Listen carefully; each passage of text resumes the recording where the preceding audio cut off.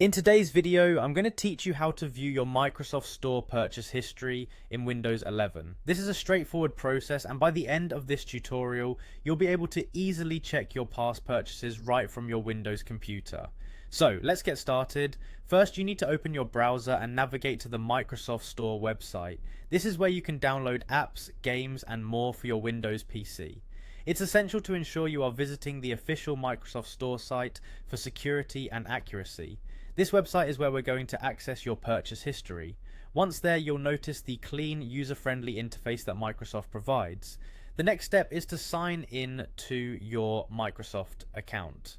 You can locate the sign in button, usually at the top right corner of the page. If you've previously used Microsoft services, you should already have an account.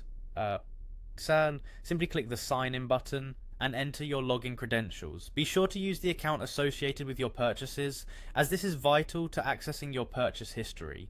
In case you don't have an account, you'll need to create one by following Microsoft's account creation process. After successfully signing in, you'll be automatically directed to the Microsoft Store homepage.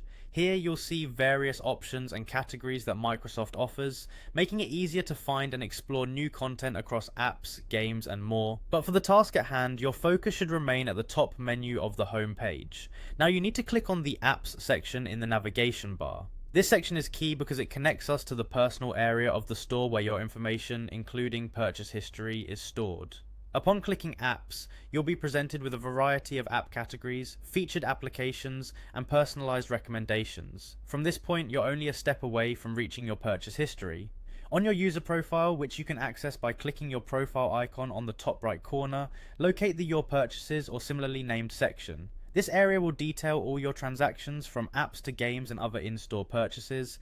Here you can see not only what you've bought but also access downloadable receipts for your purchases, which can be particularly useful for managing expenses or verifying transactions.